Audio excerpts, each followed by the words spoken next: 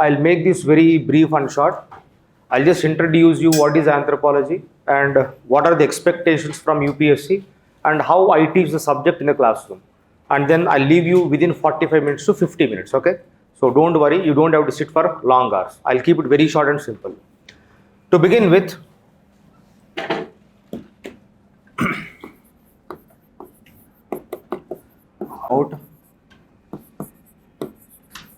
study of man in totality across time and space. Time and space. Now, if you decode the definition, when I say study of man, it means not men alone, it means human beings. In this definition, the word man is gender neutral. It means human beings. Then, what do you mean by totality? Studying all aspects of man. What could be possible all aspects of man? It could be socio-cultural. It could be biological. It could be linguistic. It could be archaeological. So, if I have to explain the definition of anthropology, it is all about mana gurinchi manam chadukotam. In one sentence, study of man, right, across time and space. Now, man refers to human beings, totality refers to studying of socio-cultural aspects of human beings, biological aspects of human beings, linguistic, archaeological, right? What do you mean by time and space? Time refers to, right, prehistoric, proto-historic and modern times. What do you mean by prehistoric times? Before Indus Valley civilization. That means when art of writing is absent. Now, how old is human being? How old is human being? 2.4 million years ago, you found some kind of remains in archaeological excavations. Those remains dates back to our ancestor, Australopithecus. Manandariki taatala antudu. Every one of us have come from this particular species or primate. And based on this evolution from Australopithecus, today who are we? We are Homo sapiens. This is 2.4 million years ago and this is 2026. What do you mean by studying across time? From this time to this time, what happened to humans? When I say what happened to humans, in terms of what I'm referring to? I'm referring to socio-cultural aspects of human beings, biological aspects of human beings, linguistic aspects, everything, they change over a period of time, right? They change over a period of time. This is what is meant by time in the definition. Then what is space? Space is all about geography. That means man evolved in which part of the world? Contemporary African continent. From Africa, man migrated to all parts of the world. Northern America, Southern America, Europe, Asia, Australia. To different places man migrated.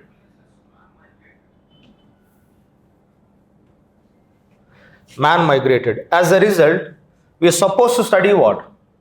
Time dimension of human beings, space dimension of human beings. As a result, what do you get to know? Now, I'll just show you some glimpse of the space kind of dimension. How does humans look like in Africa? Have you seen this gentleman? Though he doesn't belong to Africa anymore, but he is of Negroid origin. Usain Bolt. How does he look like? Strong, muscular. Oh God, I could see that joy in your face. In terms of color, very good, dark in color. Then, what kind of hair he got? Right, curled hair. Right. What about his nostrils? Very thin, narrow, or very broad and wide? His nose shape. Broad nose and wide nostrils. Are these nostrils parallel to the surface of the earth or projecting upwards? Nostrils projecting upwards. I'll show his peak. Right, fine. And what about his lips? Very thin or very thick lips? Never saw Usain Bolt. Okay, let me show you. I'll show you two people. Let us make some comparison. Usain Bolt. Okay. Look at this man. Look at the hair, nostrils and lips and the skin tone. Lips are very thick. Chimukuttinattu lavu untai. Right? So compare him with a cockside race person. Your favorite, the world favorite. How his nose is? It is not broad. Nostrils are very thin, parallel to the surface of the earth. Right? Compare the nose of Donald Trump with the nose of Usain Bolt. Don't you find some similarities or differences? We find differences. Look at the lips, very thin. Look at the lips of Usain Bolt, very thick. Look at the hair color and texture of the hair. That means whenever you study spatial dimension, you get to observe what? Variations. Variations are also called as differences. So in a nutshell, this is what is meant by anthropology. Study of man in totality across time and space. Now, when I say the subject is interesting, interesting for who? For the man who teaches or the student who listens to it? Both, right. How do you know this? Check the syllabus. Before that, I'll try to present some advantages of considering anthropology as your optional. First advantage is easy to understand. Second one, no prior background is required. What do you mean by no prior background is required? How many of you have the apprehension that anthropology means biology? And how many of you are worried that anthropology optional is risky because there is a lot of biology to understand, read, memorize, write? Trust me, you are listening to that person who knows only how to draw the diagram of a fish in his 10th standard. That is my skill. And I don't come from biological background, I come from engineering background. My certificate says I'm a civil engineer. This is what my certificate says. With civil engineering background, I scored 160 in paper 1 anthropology, where my physical anthropology was extremely very good. And then 132 in paper 2. Together, my best score. Getting 160 in paper 1 out of 250 is a very big achievement. One of the best scores in that year in that paper. And this paper includes what? If you see the syllabus provided to you, physical anthropology and human evolution, right? And both do have some kind of biological concepts included. So what is the understanding in this case? And if you see the statistics provided by UPSC, number of successful candidates from anthropology optional, they belong to which background? Have you got any idea? they come from engineering background. Surprisingly, medical science students or biology background students, they are not doing good in anthropology. The reason being, according to my understanding and experience, there is a saying in Sanskrit, Sarvatra Ati Varjayat. అంటే అర్థమైంది, ఎక్కువ చేయకూడదు ఎందులో కూడా. ఈ biology medical background students ఎక్కువ వచ్చు అనుకుని ఎక్కువ రాసేస్తారు. Eventually, who is going to evaluate your papers? Tell me. A professor from medical sciences or a professor from anthropology? So, if you are trying to showcase your knowledge in terms of medical sciences, would the professor in anthropology understand the depth in medical sciences? That is why you don't get marks. అంటే ఏం చేయాలి? అతి చేయకూడదు, ఎంత కావాలో అంతే రాయాలి ఎగ్జామ్లో, అండ్ అంతవరకే చెప్తా క్లాస్లో కూడా. So this is a fundamental reason why engineers do well in anthropology optional. So that is why I consider anthropology doesn't require any prior background. Again, if you want evidence, I am standing in front of you. I am evidence for the second point. Then concise and well-defined syllabus. Well-defined syllabus.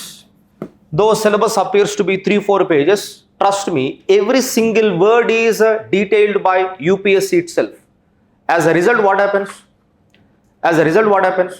You don't have to read which is not given in the syllabus. Whatever syllabus lines are mentioned by UPSC, if you read and prepare those syllabus lines, that is good enough for you to crack the exam. Then, next advantage, predictability of questions. Now, as I said, this is not the greatness of faculty, but this is a greatness of the subject. Every year, we can predict 80% of paper. The 20% will be bouncers, like any other option subject. But we can manage those bouncer questions even with the knowledge gained in the classroom. Right. Next one. Fifth advantage, blend of. Subject is both blend of analytical and factual. What do you mean by this? You look at entire theories or socio-cultural part, it is very, very analytical. Your physical anthropology is more of factual and conceptual. This is where you get more marks, right? Then, in terms of anthropological theories, subject is very analytical. You get lot of scope to analyze things, connect the dots, etc. Then, last advantage, if you consider anthropology as optional, less current affairs. You don't have to prepare current affairs extensively. I mean, with due respect to other optionals, some options like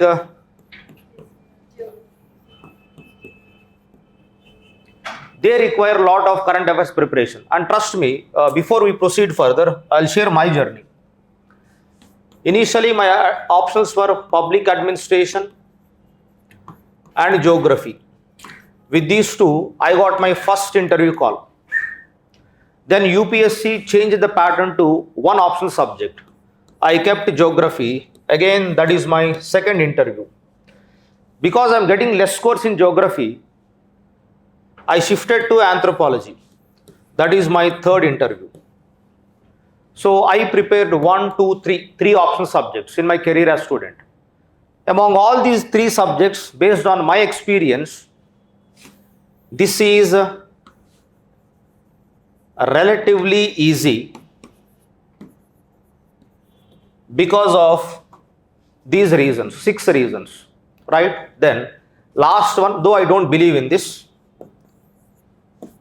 it has got good relevance in essay paper and GS papers, like what?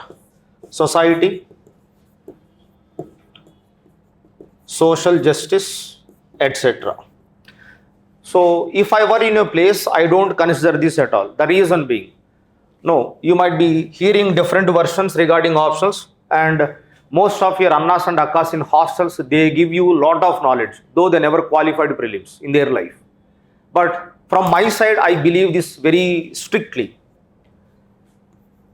The objective behind choosing optional subject should be to get 300 plus. If somebody says, you take Pali literature, questions are very simple, direct. You get 350. Without any doubt, I'll take this subject. Because I am not worried about how this is useful in my administration, how this is useful in my GS, etc. Why? Look at the probability. 2 papers, 350. How much it is? Can you get 175 in any GS paper? Is it feasible? Even 300. That means 2 papers, each paper you get 150. You name that GS paper where you can get 150. So focus should be on what?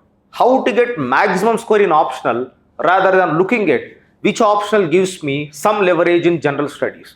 The very thought process itself has got a flaw. And personally, I am against it. ఇది overlap అవుతుంది, అది ఎక్కువ అవుతుంది, ఇది తక్కువ అవుతుంది. In that case, if you focus purely on overlapping, my suggestion is go for public administration. Why? Lot of similarity with ethics paper. So the last criteria I disregard, but just for the just for the namesake, I just share with the student. Okay. So this is about the advantage of the subject. Now let us check the syllabus once. Open the syllabus sheets in your hands. UPSC has very carefully crafted the syllabus. Your paper 1 includes the 4 following parts. Right. If you see 1.1 to 1.3 in paper 1, meaning, scope, development, branches, etc., etc. This part is about introduction to anthropology. Right. 1.4 to 1.6. This is all about human evolution.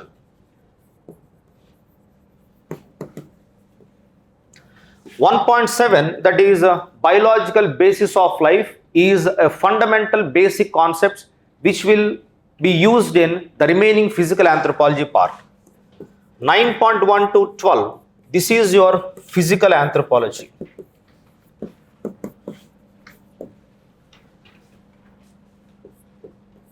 .8 in paper 1, along with in paper 2, turn the page to paper 2, 1.1, 1.2, 1.3.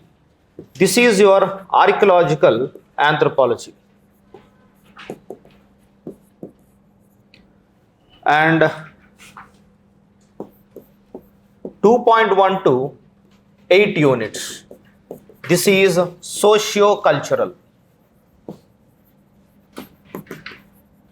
So syllabus wise, paper 1 is very lengthy.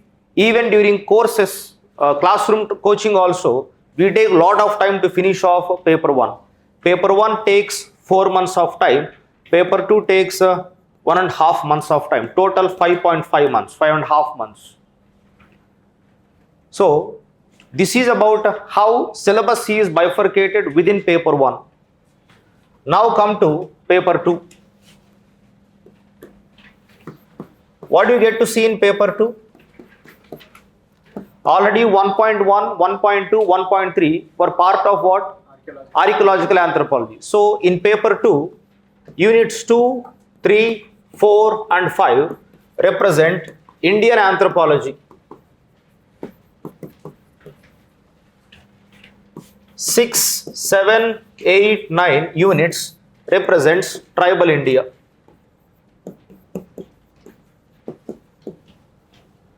So this is about a division of syllabus according to modules.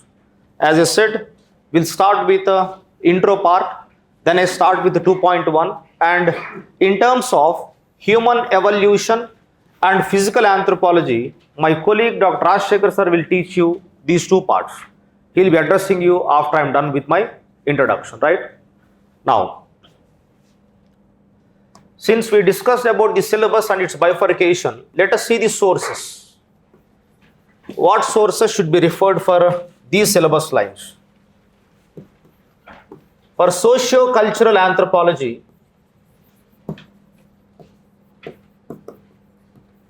the best book in the world is Ember and Ember. If not for this, you can try Madan and Mazumdar.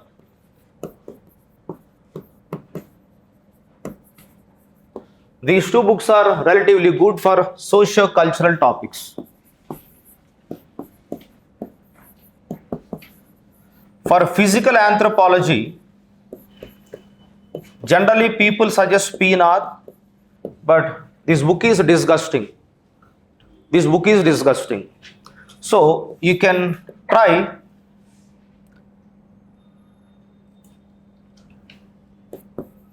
Biological Anthropology by Craig Stanford.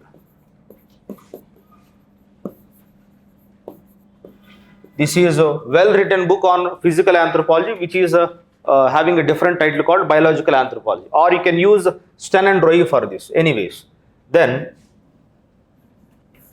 for archaeology,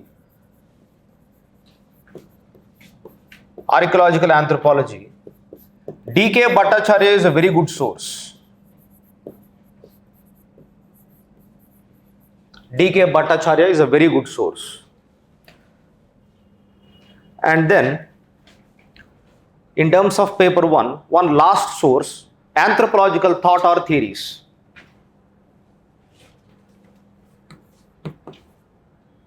Anthropological theories or thought. You got two books in the market, you can buy whatever you want to. One is Makkanja, short and sweet. The other one is Upadhyaya and Pandey, relatively bulkier version. Okay, either of them you can pick for anthropological theories or thought. So this is the list of paper 1. 1, 2, 3, 4 books, right? Let us see about paper 2. For Indian anthropology, a book was written by Professor Nadeem Hasnain.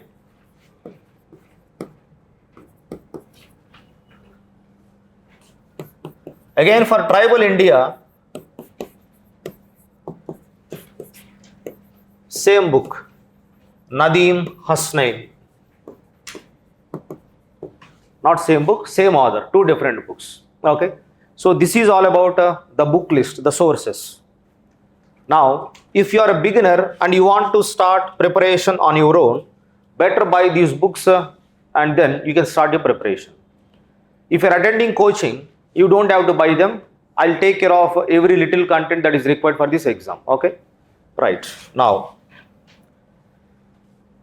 there is something called as Kerala State SCRTs. Like NCRTs, you got SCRTs. So there are two books, not 9th, 11th and 12th standard in Kerala SCRT books. These two are related to anthropology. If you want to get any basics in anthropology, start with these two books. They give you very good insights in a very simple, lucid manner. Okay. So this is all about sources. Now, what do you get if you enroll for anthropology classroom coaching in La Excellence? So I'll give you my pedagogy and then you can decide. First things first,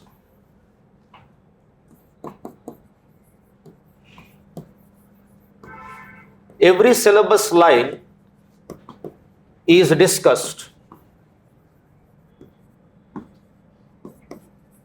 according to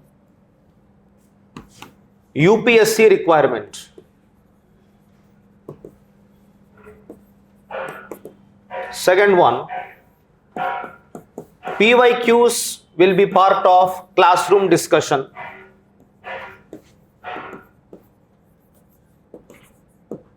Third one, answer writing will be part of classroom discussion. That means we try to focus on cultivating the habit of answer writing every day. I'll give a question. If you are interested, you can write it and submit to me. I'll evaluate in front of you. And that is how I share my feedback. Now the question is, every day I give you 1 or 2 questions. But if you don't write, I don't run behind you. Nuvenduku rayaledu. I don't do these things because this is not Narayana Chaitanya, right? We have passed that age, I guess. So technically, if you are interested, I am more than happy to help you. If you are not worried about writing answers, I leave it to yourself, right? That wisdom. Apart from answer writing, well-crafted material is provided to you. Trust me, the content you find in material is more than enough for UPSC. I think by the end of the course, any PDF more than 800-page material will be given to you. And this material is not prepared by me during my preparation days. Every year I update it. Every year. New case studies will be added, new dimensions will be added, etc. Right? So this is about material. And for some topics in the class notes will be dictated. I'll dictate some content in the class itself. Let us say, heard about this kind of marriage? Sologamy. Never heard this? Okay. Meek baga telisindi chepta.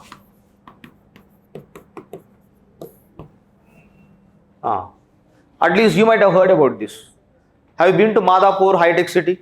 Yes, what do you find? Co-living hostels. Very good. You find co-living hostels. So it has become a part and parcel of Hyderabad culture. So we'll try to explore anthropological dimensions in this process also.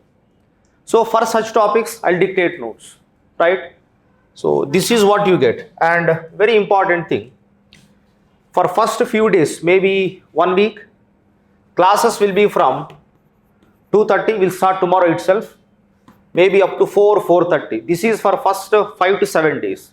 Thereafter, classes will be between 2:30 to 5 p.m. And then 5 to 6, I am available in my cabin. You can come and talk to me one-on-one. I can clear your doubts. I can check your answers, etc. So 1 hour of time is dedicated to students to provide one-on-one interaction. Also, if you want and if you are interested, I'll make class more of an interactive learning process. What is interactive learning process? It is like if I ask you a question, the way you are staring at me like right now, if you stare like that, class won't be interactive learning. It would be one-way traffic. I teach, you listen, you stare at me, you remember, you understand, you write, whatever it is. But if you are happy to respond to my questions, we'll make the class a very interactive learning process. So it depends on you, right? Apart from this, we'll have weekly tests based on the sizable portion we complete in every week. Okay, so this is what I offer. And particularly before I wind up, I had this habit of teaching based on framework. This is my USP. This is how I teach this subject, and I believe that it will help you to understand every concept at a very basic level, right? So let us understand what is a framework approach. Open 2.3 in your syllabus. Did you find marriage chapter in paper 1? Right. So there is a topic called types of marriage. We can start this topic the way you want to, but As I said, I adopt framework based approach. Let us see what do you mean by framework approach. First one, I start with on the basis of a number of spouse. What do you mean by spouse? Spouse means either wife or husband, right? I divide types of marriages based on number of spouse into monogamy and polygamy. Monogamy means what? One spouse at a time. Polygamy means what? More than one spouse at a time. It could be wife or husband. Again, monogamy is divided into strict monogamy and serial monogamy. Again, I give you examples for each one. Now, polygamy is further divided into polygyny, polyandry, polygynandry. This is also called as group marriage. What is polyandry? A woman having more than one husband at a time. Polygyny, a husband having more than one wife at a time. Again, polygyny is further divided into sororal polygyny, non-sororal polygyny. What is sororal polygyny? A man marrying sisters. A man marrying sisters. Three sisters are married to one single person. That is called sororal polygyny. A man marrying more than one woman who are not sisters, non-sororal. Likewise, polyandry is divided into fraternal polyandry and non-fraternal polyandry. What is fraternal polyandry? A woman marrying brothers. Give an example from mythology.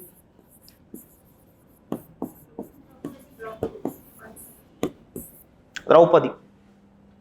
What is non-fraternal polyandry? A woman marrying more than one husband who are not brothers. So, what do you call this? Based on number of spouse, two types are discussed. Then, second one, based on rules. And within this, prescriptive rule. And within this, there is something called as endogamy and exogamy. What is endogamy? Endogamy means marrying within the group. Endo means within, gamy means marriage, marrying within. Give an example for endogamy. Everybody does the same thing. Caste endogamy. When you reach marriage age, where your parents find alliance for you? Within the same caste or other castes? Within the same caste. What do you call that? Caste endogamy. See, this is what I say. Though you are not aware of these terminologies, but 90% of anthropology syllabus is already known to us. But we don't know the technicalities of the subject. Never heard of caste marriages, same caste marriages. Most of the marriages are of that type only in South India particularly. That is called caste endogamy. What is exogamy? It means marrying outside the group. That group can be caste group, religious group, linguistic, whatever it is. Right? This is about prescriptive rule. Second one, preferential rule. In preferential rule, you focus on cousin marriages. Again, this is divided into cross cousin and parallel cousin. Who is cross cousin? Who is cross cousin? Your parents' opposite gender siblings' children.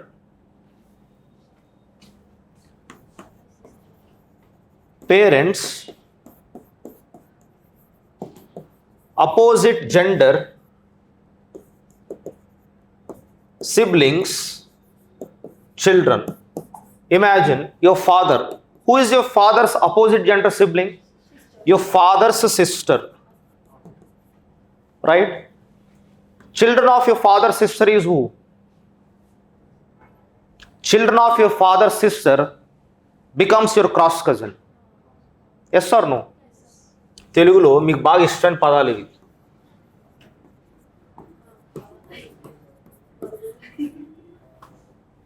మరదలు. This is about cross cousin, right? Now, you can have two types of cross cousins from your father's side, mother's side also. This is father's sister's children. What about mother's brother's children? Therefore, cross cousin further divided into maternal. What is maternal? Mother side cross cousin. The other one is paternal. Paternal means father side. తెలియదు ఇవన్నీ మనకు తెలిసినవే. Who is parallel cousin? Parents, same gender siblings, father's brother's children, mother's sister's children. Again they are divided into maternal, paternal, right? So this is a first part in preferential rule. Second one, levirate marriage and sororate marriage. What is levirate and sororate? Let us see. Levirate means a woman marrying dead husband's brother.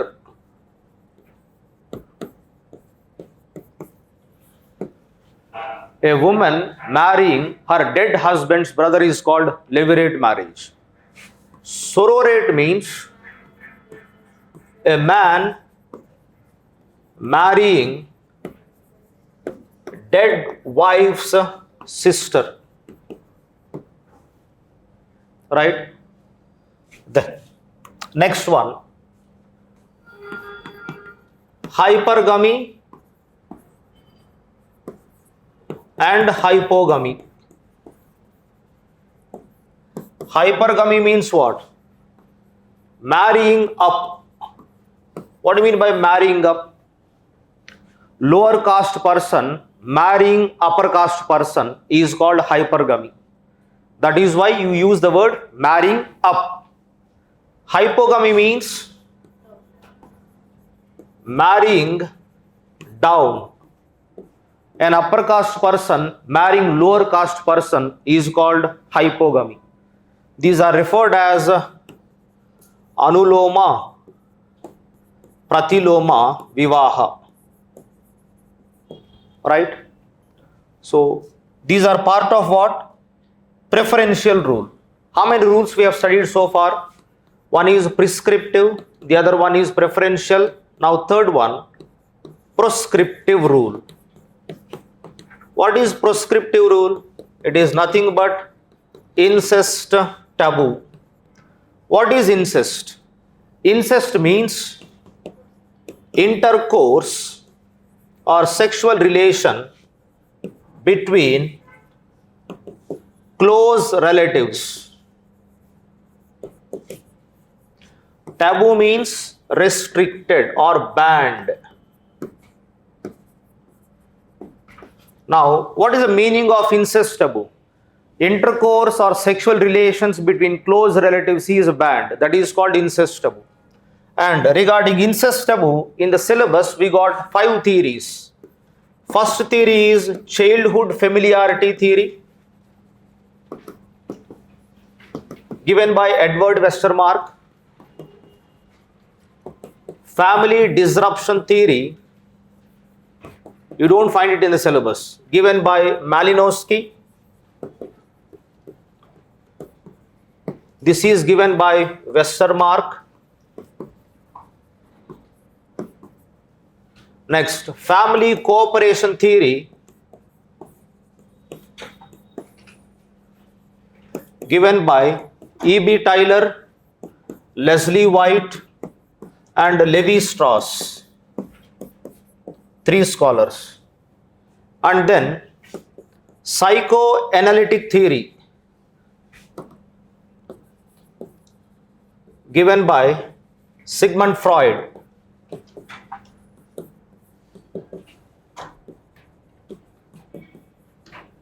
Last one, inbreeding avoidance theory. So whenever I am trying to discuss a topic, any theoretical background regarding that topic is discussed in that context only. So with this, we are done with the second part, that is types of marriages based on rules. Last one, types of marriage based on rarity. Let us see how rare this is. First one, in South India, this is very popular. Uncle niece marriage. How many of you heard about this? Menmama menkodal pelli. Telsa telida manaki. So what did I say? 90% of anthropology manaku telusu already. Second, man-animal marriage. This is not a real marriage. So don't think about different things. Don't use your perverted minds. It is just, I think you are aware of this. Let me explain this. How many girls understand the concept of Manglik?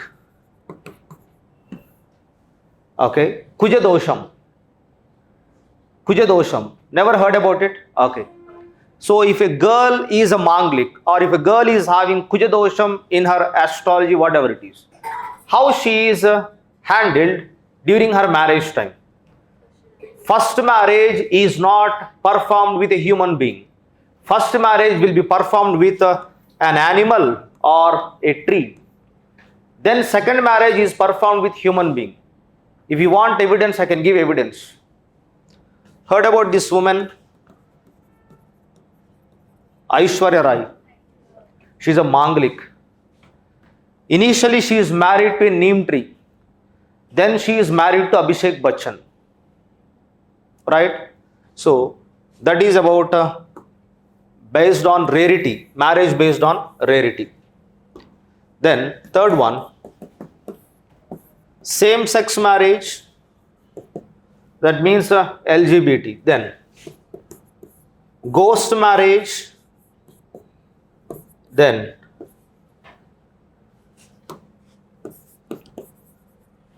adaptive marriage. So these are different marriages based on rarity. Now, where we started the topic, types of marriages. Did I cover everything? I covered everything. So this entire thing I have written on the board is called framework for this topic. And what is the advantage of this framework based teaching? Before you write your mains exam, how much time you got to revise all those notes? Is it possible humanly? No. So you listen to the entire story, revise it 3-4 times, but before you go to exam, you just revise framework, then everything should be recollected at that time. So frameworks are very, very useful during revision time before your mains. So this is what I offer in the class, right? So this is what I want to share you on this anthropology orientation class. If you got any doubts, you can ask me. I'll answer your doubts. Then my colleague will take over. Any question, any basic question is allowed. ఏ colour పెన్తో రాయాలి exam నుంచి start చేస్తే ఏమైనా అడగొచ్చు. మంచి రోజు చూసుకుందాం, మంచి ముహూర్తం చూసుకొని స్టార్ట్ చేద్దాం, అన్నీ anything can be considered. Sorry, class during class, whether notes will be dictated or not. What do you want? As I said, I customize my teaching. What do you want? What is the definition of democracy? For the people, by the people, and of the people. Idi kuda ante. What the majority of the class is expecting from us, we deliver the same thing. See, I don't have any problem in dictating notes all day, but the challenge is, if I keep on dictating notes, don't you think it takes more time to complete the syllabus? If you're prepared for that, I'm ready for that. So better to cultivate the habit of writing running notes. Wherever it is possible, I'll dictate notes, and then anyways a very wide material is given and you find more than required content in that material. If you want, you can check. One on handouts on. You can ask Uma after the class. He'll give you a couple of handouts. You can check them. Okay. Anything else? Regarding content, don't worry. I'll give you more than required.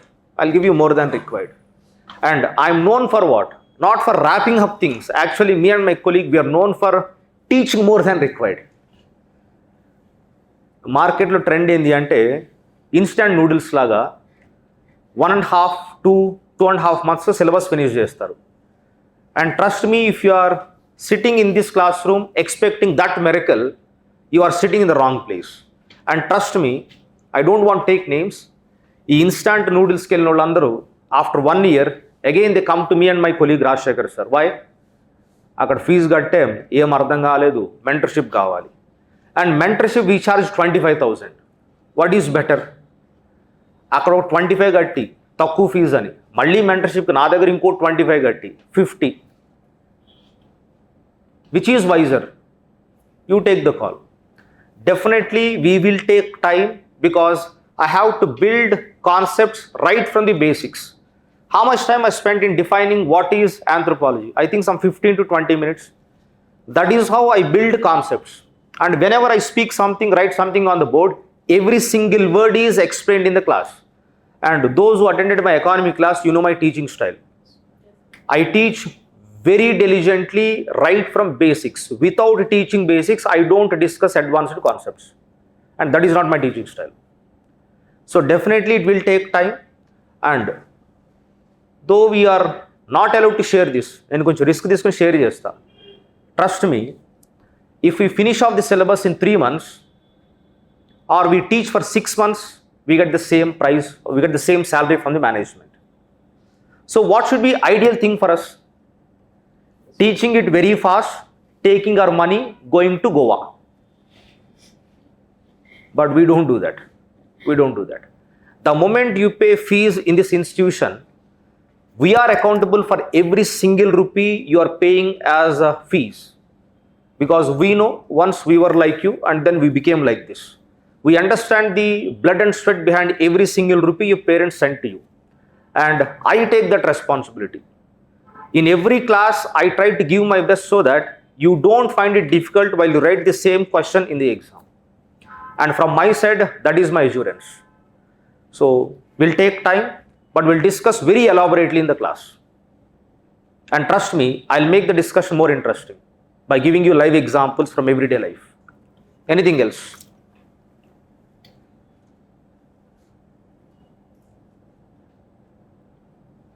When you're silent, I presume 2 things. Either you did not understand anything or you understood very well. What should be the presumption? Okay, so still if you got any doubt, I'm available around 5:30. You can talk to me. And every day I'm available between 10:30 to 11 and 5 to 5:30. Once we start your classes, after class you can come and meet me, okay? So from tomorrow we'll start classes. I think Karthik sir has made an announcement. First 5 days, you don't have to pay. 6 days, okay, you don't have to pay fees. Come, sit, listen. If you are liking the subject, the way of teaching, the content, notes, everything, you can join by paying the fees, okay? So that's it from my side. Now, I'll invite my colleague Dr. Rajshekhar sir, and then he will address you regarding physical anthropology and human evolution. Okay? Right. So good afternoon everyone. So myself Dr. K. Rajshekhar, as sir just talked about, and I see some of you. You attended terminology classes, right? And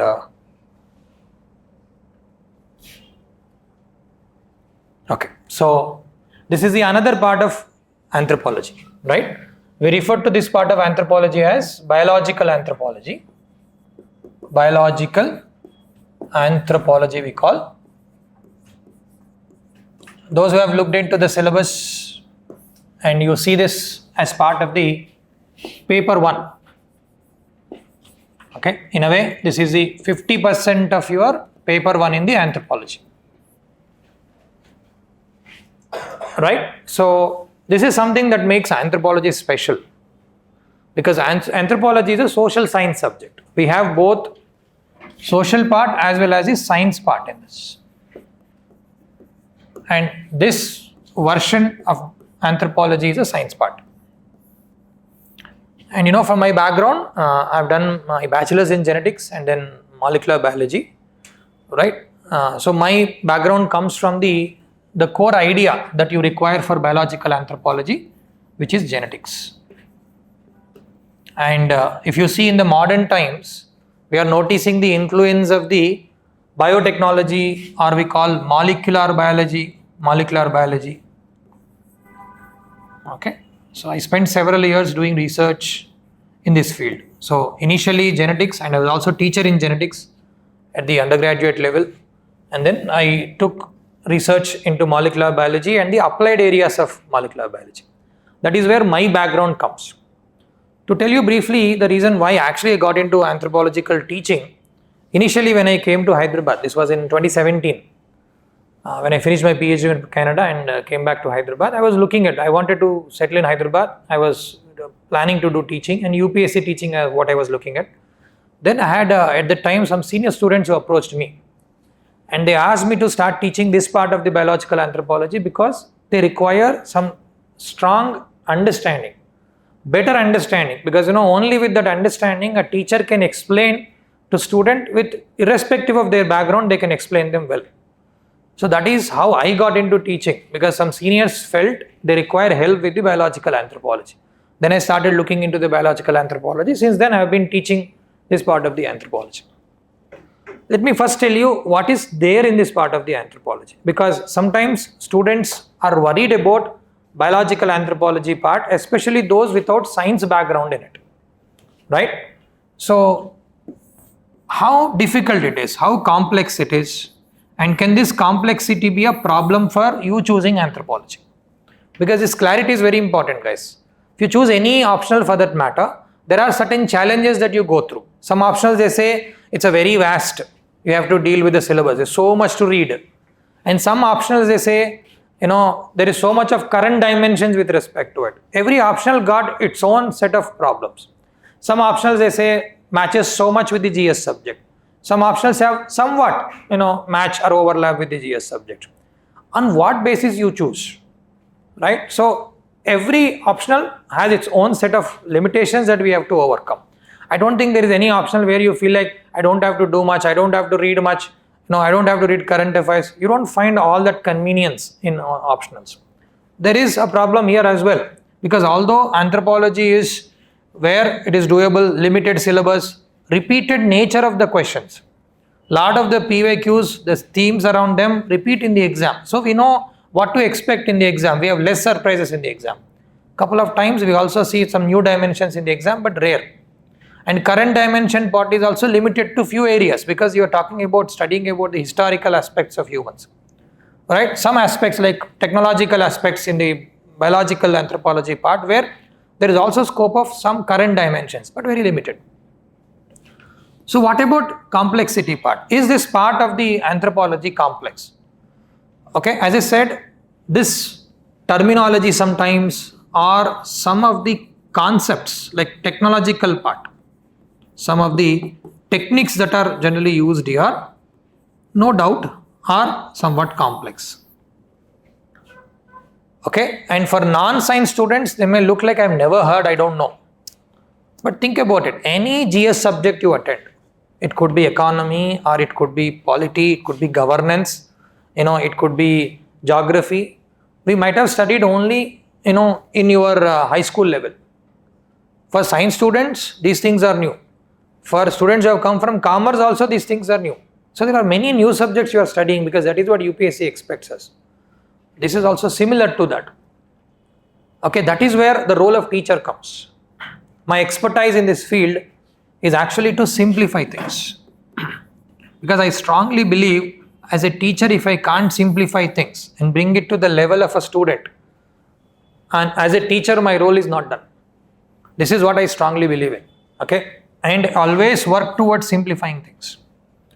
Okay, so having that kind of understanding in the biological anthropology part, being able to simplify them and being able to give you right understanding using which you can answer the questions confidently is what I can promise from my side. Okay, so yes, there is some amount of complexity here, but that is only 50% of the paper. Within them, some of them are what you study in the NCERT's level, and some of them I teach you in science and technology classes itself. Biotechnology we have, basics of genetics, basics of DNA. Couple of those units are covered in your science and technology classes by me. And then on top of that, we are going to talk about this in anthropology. It becomes like a revision to you, some of those angles. Remaining things are more anthropology oriented, which we don't discuss in the science and technology part. Okay, so next thing, let's see if this part is interesting, if this part is relevant to life, or this part is only relevant to the books. I mean, nowhere we need this, nowhere this knowledge is useful, nowhere this knowledge is useful in dealing with people in your life in future. Is that the thing? Let's have a look at it. So what do we study, or what comes under this part of the anthropology? What do we study in the biological anthropology part? So here, if you look into some of the themes in the syllabus, okay, syllabus wise, part of the 1.4 to 1.6, this deals with the human evolution part. This deals with the human evolution part. In paper 1, the first few units from 1.4 to 1.6, this explains us about the human evolution. Right? Right. So what is human evolution? How humans have reached this point?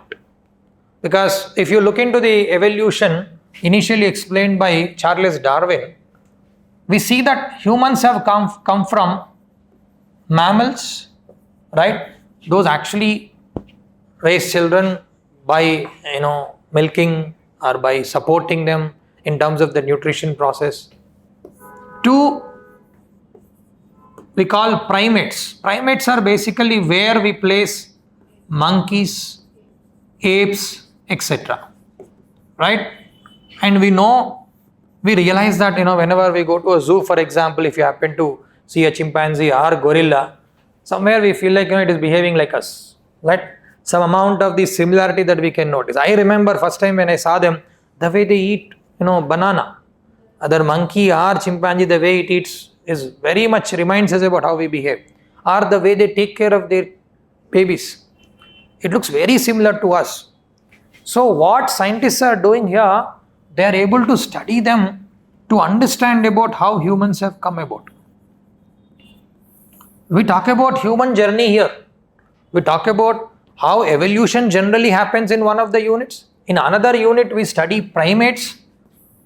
Right? In anthropology, because anthropology is about study of humans. Why do we study about primates?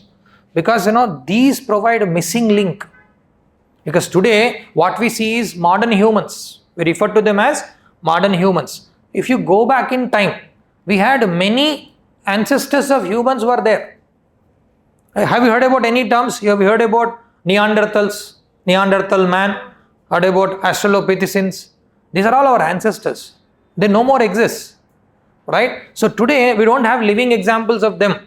What we have here are primates. We still have apes living around the world. Right? And they have a lot of similarities to humans. They form the bridge between the other categories of animals and humans. So studying this will give us a live picture of what we have come from. And interestingly here, we study different aspects. We study about how they look, their appearance. Have you ever observed, if you look into our feet, our hands and our feet, we actually have hands very similar with chimpanzees and gorillas. Okay, we share our hand in terms of anatomical features very similar to them. Their feet also look like this. So there is a similarity and there is a difference. What is the difference here? We have our feet being different, but their feet look still like this. Why? Because they live on the trees. They actually require the fingers that can help hold things better. So we see similarity as well as a difference with respect to that. So this teaches us about how humans have come. Any idea? Because in history also you study that humans have developed tools, complex tools. Some anthropologists have gone to national parks where these actually naturally survived there. They lived with them and collected information about them to show us tool culture has started in apes. They use tools. They use tools actually to pick ants, okay, and eat them. Yes, so they pick up termites, they pick up ants, okay, by holding a stick and putting it through that kind of a hole and getting those ants out and eat them. So idea of tool culture has begun from the apes itself. We study this version of the human evolution. What made us, like these people today? What influenced us to come about here? Because in socio-cultural anthropology, you study about evolution of society and culture, family systems, how they evolved. Here, we study the same thing in biological terms, how we evolved to be like this. Okay, right? And after discussing these ideas, we actually have a theme that talks about human genetics. Here, you study about the software that runs our body. What is the software of humans? Like many other creatures, DNA, right? Our software is our DNA. Software is our DNA. Okay? All the features that we have today must be defined within the DNA. Right? So when you study these human genetics parts, you study about what is defining our traits. What is defining our traits? There are certain principles. These are at the NCERT class 12th level. Mendelian genetics, have you heard about Mendel? Okay, he's called as father of genetics. He explained how inheritance takes place, how from parents, children receive their characteristics. Okay, so here we are studying about how our body runs and what we get from our parents that define our traits, define our characteristics. Why we look, because we ask the general questions, right? Why we look like our parents? Because we get their DNA, we get DNA from them. We get their DNA. So our software is coming from our parent generation. But then, do we look the same? Imagine there are two children. You are two siblings, right? A brother and sister, or two brothers or two sisters. Do they look identical to each other? No, they don't look identical. Even though we are receiving DNA from the same parents, we are not looking identical because there are different combinations that are possible. We get insight into these ideas, why we look different. Why sometimes from our parents we receive certain characteristics which are bad for us, which cause disease in us. Okay? Because if you notice some of the missions or programs happening in India, we have a central government mission that is focusing on a genetic disease called as sickle cell anemia, we call. Sickle cell anemia. What happens in people, the RBC, the blood cells we have, red blood cells we have, they change their shape. From circular or this round shape to, they become like a sickle or a crescent moon shape they become. They go from this shape to, they actually become somewhat like this. It's a genetic disease. And this disease runs in families. In India, we have this burden mostly in the tribal populations. This again connects you to the paper 2. Why do they have this kind of disease burden? Because of endogamous practices. They marry within them. It's a very common problem. Because of that, incidence rate of this increases. So we try to find reasons behind why there is higher genetic disease burden. Why at all there are genetic diseases? Why this burden is more in the tribal populations? In technology part, in science and technology, we talk about how we deal with it. Here we understand the origin of this, understand the reasons behind spreading of these kind of conditions. That is what is called human genetics. We study why we have these kind of characteristics, why we have certain diseases, what is the reason behind it, what could be the potential solutions. Once you understand them, you start identifying the solutions to this problem, right? So you notice we have one of the chapter which talks about applications of anthropology. Last unit of the paper 1 is applied anthropology or applications of anthropology. This is unit 12 in paper 1. Applied anthropology it is called. Applied anthropology it is called. You apply these ideas we learn in different units. What is the use of understanding human diseases? There you see, oh, we can bring solutions. Is it possible today to solve a genetic condition? Can we solve genetic problems, sickle cell anemia like problems? Is it possible to solve them? Okay, how do we solve it?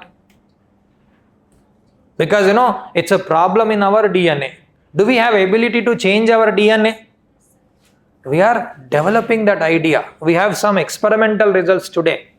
We can read our software from the first letter to the last letter. We can read our software. You hear about what is called as genome sequencing. You can sequence our DNA from first to the last letter. Okay, because of that understanding, we are also noticing methods to treat these kind of problems, but they are in the very early phases. Okay, we have some tools which can cut DNA and modify DNA. Using those tools experimentally, they started solving sickle cell anemia like problems. They started solving these kind of diseases, but it's only beginning. But it talks about the potential of what new.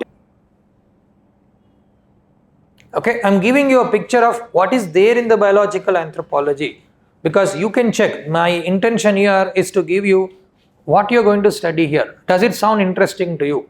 This is something where with the help of a teacher, can you manage to study and present well in the exam and score well in the exam? Because anthropology is one of those optionals where high scores are possible. We are observing high scores here.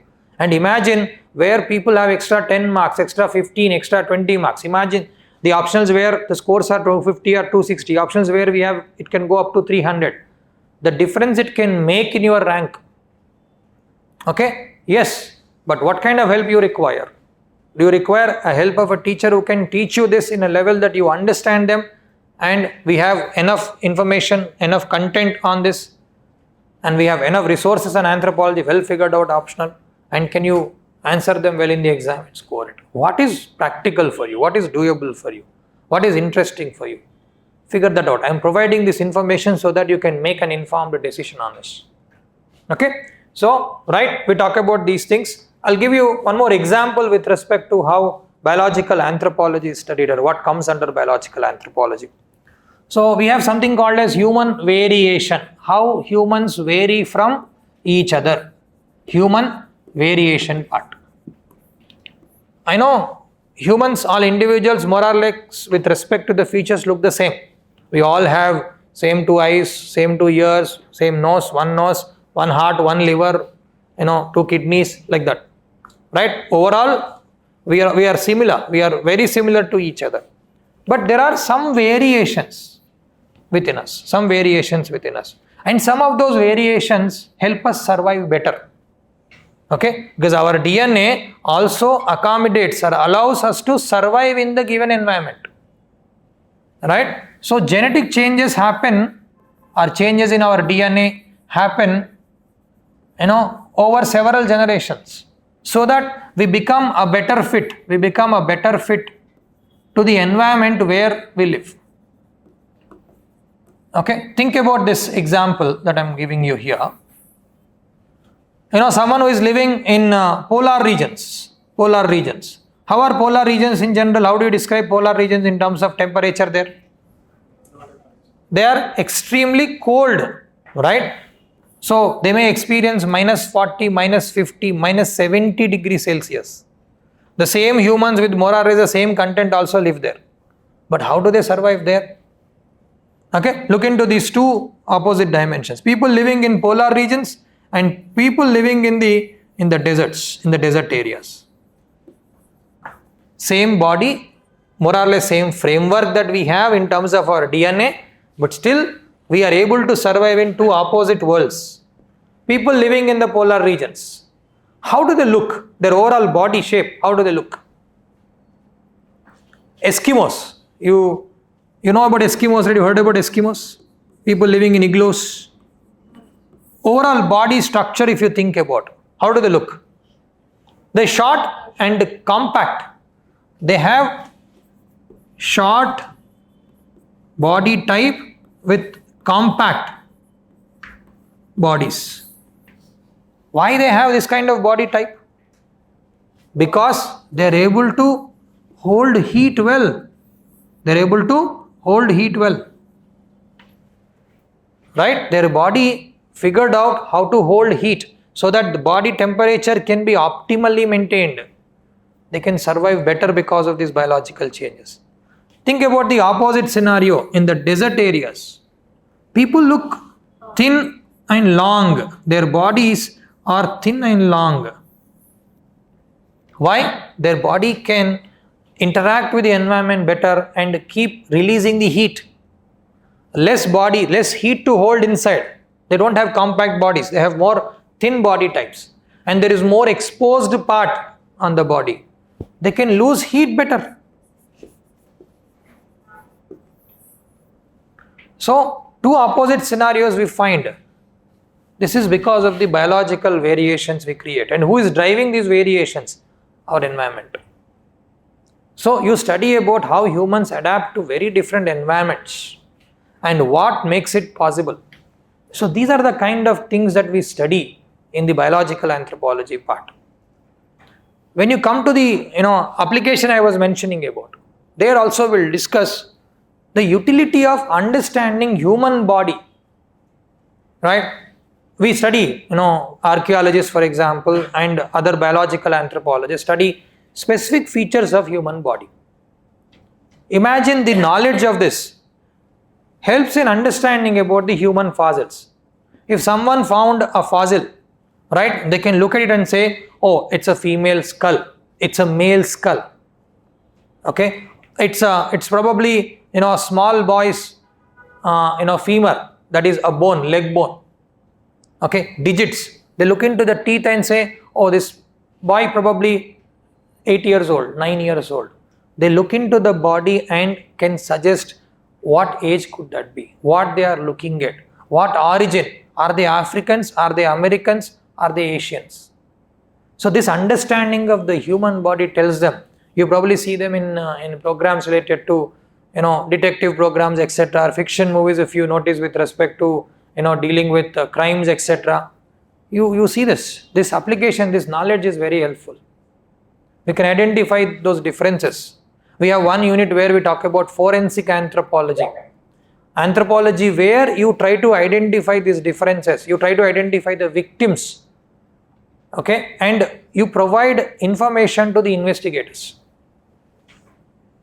Okay, so this kind of understanding that it comes from the anthropology. We study these ideas in anthropology, where we can help forensic anthropologists, where we can solve paternity problems. There are cases where they probably don't know the biological father.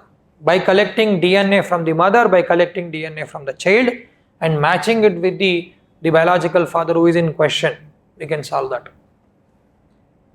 Even to the level, we see sportsmen in various fields. Okay, on what basis sportsmen are selected? Especially at the highest level of competition, when people go to Olympics. Okay, what level of selection happens here? And it's very important that we choose based on our interest. Is it sufficient to choose someone for Olympics? Can all of us with different body proportions, can we perform to the same level? Anthropologists help selecting players for a given field. If you want to become a swimmer, the amount of fat you require on the body, the amount of muscle you require on the body is different than people who are suitable for playing basketball, playing football. Even to a level, how the hockey stick going to be?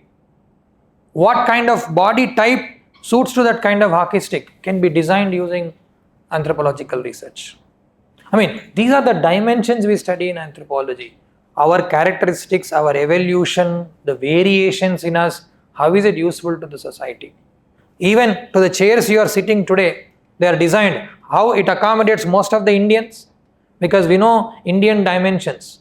The same chairs, and if you go to a different country, will have slightly different dimensions. They are being suggested by anthropologists. So these are the dimensions that we look into as part of the biological anthropology. Starting from our evolution, our software, that is our genetics, our DNA, to utility of these topics in various sectors. These are part of biological anthropology, guys.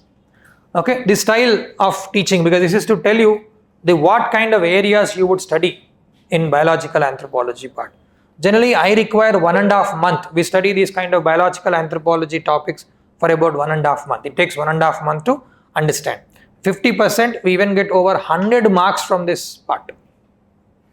Okay, and the best part about this, if you can understand these topics well, okay, if you can write them with examples well, right, and you score better because there are certain amount of facts expected here. There is less room of losing marks here. So you can score well if you understand this part well. And to give you that confidence, what I would do, so you see, my way of teaching generally focuses on providing you the simplified ideas, right, and ideas with examples that you can relate to. Examples that you can relate to. And I prefer asking you question and bringing answer from you, and then wherever you feel like, no, I can't explain this, adding information there. The goal here is to create that curiosity in you. The goal here is to help you predict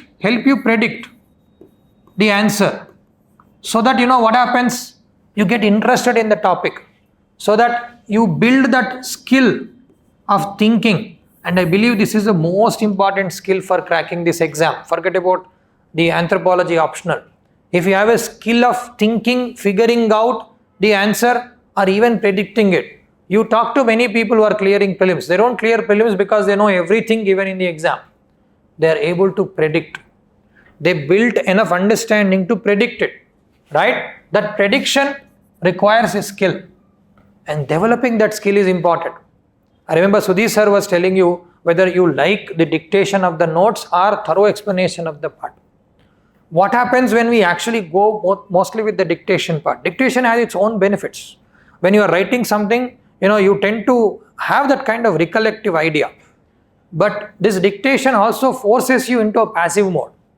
Many times you feel like maybe you're sleepy, I'll write down whatever sir is saying. Sometimes you don't even apply your thought into it. So it's better if someone can actually explain you, make you think, and rather spend that time in allowing you to read. And what are you reading? I don't generally recommend too much of reading outside. Okay?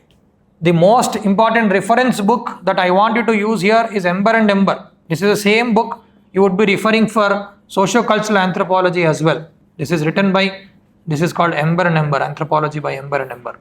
Even in this book, they cover biological anthropology part. No need to read the others because we do the research for you. And if you look into my notes while you go out, you actually check some of my handouts. My handouts generally tend to be crisp, guys. Because over now close to 9 to 10 years, I realized that although initially when you are receiving information from institute, it feels good because it's bulky. You like to receive that information because you feel like you got so much from the institute. But I believe teacher's job is not to, make that bulky material and give you. Teacher's job is actually give you what is actually required in the context that is required. So I don't generally prefer huge or lengthy handouts. My handouts are crisp. The thought process that you develop and the crisp notes on this should give you a template to write good answer. And I believe a good teacher should make you think enough to add value to your answers. So those things I would do. We'll have interactive sessions, where I teach you a skill and limited resources to read, and the content that is given to you. In the explanation process, whatever you write in the class notes, the speed you have noticed here, right? This is the speed I generally prefer. I want you to explain one after other and write the key things on the board, which you can write down in your notes. So these are your class notes. On top of that, for every unit there will be a handout. Every unit there will be handout given. Crisp handout is given. And you can look into the sample of those crisp handouts. They are PYQ oriented. These handouts are actually written keeping in mind the previous year's questions. The concept, the syllabus put into, match PYQs. So what do you require? When you understand the topic, when you read the content, when you can match PYQs to it, this is what you require at the end of the day. By the end of our program, you should become independent enough. That is what my goal. I understand, I have material with me that I can understand, it is matching to the PYQs. When you go to that level, it's all about you revising them, recollecting them and writing. And we also give enough freedom to students here. Because I've seen initially when we were putting exams every week or so, students were not ready, they were not showing interest in writing it. We have given them enough flexibility. Even after the course, they bring answers to us. Okay, eventually, if you can pick up this information, write answers, rectify your answer writing style. Okay, when you do so, you will gain that confidence to do well in the exam. This will be helped in a personalized manner. Okay, as sir was saying, whatever is beneficial to you, whether you want to have bulk tests at once, whether you want to write few answers and get it corrected, but every day on a regular basis, whichever option you choose, this is what I suggest you, is every day read what teacher has taught and before leaving from the class, get those doubts clarified. Okay, and then read them and come back to a teacher when you feel comfortable, start writing answers. Develop that habit of writing answers. This I would recommend from GS to optional. Everyday basis, if you can write 1 or 2 answers on the topics that were discussed and look at the way you start thinking. It's not just about getting good scores. It is even understanding the topics well. Because those who are able to think in the manner of writing answers, the way they listen to class also change. So given that you are in the early phases of your preparation, I would highly recommend you to start focusing on the answer writing as well. Okay, so from my side, this is what you can expect, right?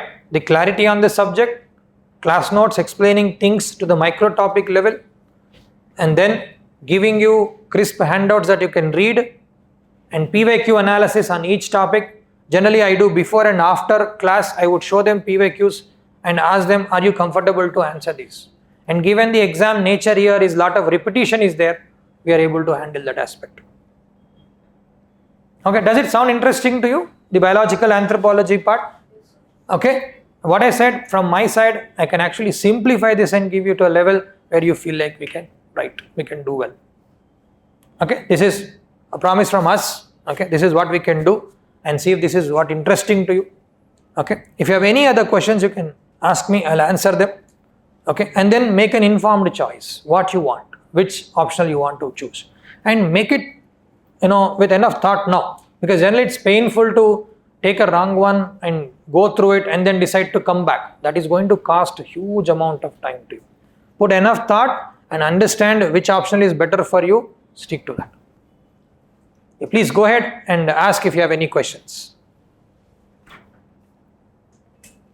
Anything you are not sure about, anything you want to know so that you can make a choice, anything you want to know about the subject or the style of preparation. Go ahead.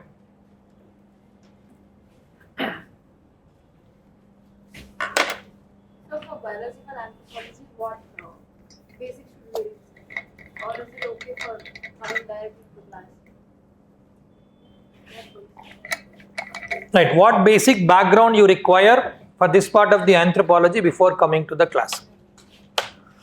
I teach them keeping in mind that students don't know this. And many times I have also given recommendations, very few students read and come. That is the reality. So I have to teach from very scratch, like what is cell, what is inside the cell, what is cell division, what is DNA, RNA, protein, I teach from there. But in order to pick it up faster, if you can read high school level biology, basic biology, what is cell, class 9th, cell division process, the basic level of cell. There are also some topics in the 12th where evolution, genetics are discussed. I don't recommend them to read because they're too complex. Reading from those books actually confuses them more because we don't need the depth for the exam nor even for the optional. Okay, so science and technology, we have given you one of the booklet where biotechnology is described. There crisp cell, DNA, RNA like basics are written. If you can read to that level and high school level, 9th class level, cell process basically, good enough to come to the class. Anything else? You look very silent. Have you eaten you so much? This is the time of the hour where you feel like you're tired. You're getting used to sitting in the classes. It's something you have to learn. No? Imagine on the exam days when you write your mains, you are sitting for 6 hours and writing exams. 3 plus 3, 6 hours, your brain is burning every moment. Okay, and your hand is not listening to you, it's actually writing without even speaking to you. Okay, these days must happen, right? This is a practice for that. And please ask questions. Okay, any class, irrespective of optional or other classes, think how to ask questions, how to frame questions. That is the best way of learning. And don't judge. Always, people are worried about how people think about you. Don't think about today. Think about in future if you remain like this. Would it be nice? It's better we should learn to ask questions.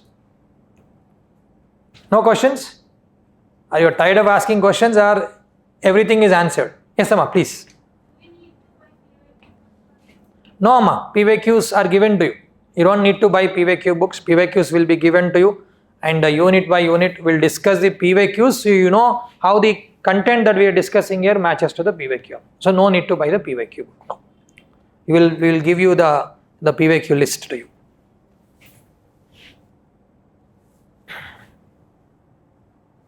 I'm not visible in the video. Okay, generally I think this setup gives you only the screen, because if teacher comes in between you can't see the screen well. So this system actually gives you not the video of the person but rather the screen. That is how it is designed. Case studies on paper 2, I think you asked to sir, right? Case studies on paper 2 important? Yes, irrespective of paper 1 or paper 2, any key concept you are explaining, case studies are very, very handy. They explain the concept better. So yes, case studies are important. Sociology and anthropology in terms of exam point of view, like scoring, technical, current affairs. Yes, so you think about sociology is a social subject, right? So where more theoretical approach is required. Society, etc. you study in much deeper way. Anthropology combines social and science part together. So there is, compared to the society, compared to the sociology part, we have less social aspects here. There is more science aspect combined to that. So approach is slightly different. The amount of thinkers that you talk about in anthropology is less compared to the sociology. Scoring wise, depending on what kind of a person you are, if you can explain those theories well, if you can relate to those theory concepts well, choose them. Otherwise, both subjects are generally preferred by students who are able to get ranks. Okay, look into, this is my suggestion to you guys. Look into last 2 years of the question papers. 2025, 2024 question papers you see, okay, and see if you can actually handle those kind of topics. Syllabus plus last 2 years of question papers will guide you better. Okay, is it good to prepare accordingly PYQs for a new beginner like me, or do I have to prepare chapter wise all topics? Good question. I mean, let's say you want to come to Hyderabad and live in Hyderabad. So you have two options. One, without knowing much about Hyderabad, know only few important places in Hyderabad and manage with them. That actually saves a lot of time. But the problem here, you will never get to know about Hyderabad well, or any city for that matter. First thing I asked you to do there is read the whole map of Hyderabad, look at the map, and then choose places. PYQs are like those important places. You have to have good understanding of the syllabus to the micro topic level, and then attach it to that PYQs. So I wouldn't recommend only reading PYQs, guys. PYQs fitting into the syllabus. Put more emphasis on the PYQ related topics, but syllabus must be known. All dimensions about that must be understood, because exam does challenges differently in different years. So it's better you understand the syllabus, you understand the micro topics well, and focus more on the PYQs. PYQ should be your guiding factor. Okay, but only merely looking at the PYQs and working on them are not a good idea. And majority is covered under the PYQ, so that is anyway dealt with. So don't worry. Yes, anything else? Okay, good. That is what from me. And on the way, going out, you can actually check the handouts that is given and how they are. And feel free to ask us any questions. I'll be outside. If you have anything that you want to ask, anything you don't want to probably ask here, cannot ask here, I'll be available to you. Come and talk to us. And on everyday basis, teachers will be available to clarify your doubts. Know that aspect. Thank you. Okay. And I wish you all the best. Study well and focus on the requirements of the exam. Choose the optional that you think works very well for you. We are here to help you in that dimension. Thank you again.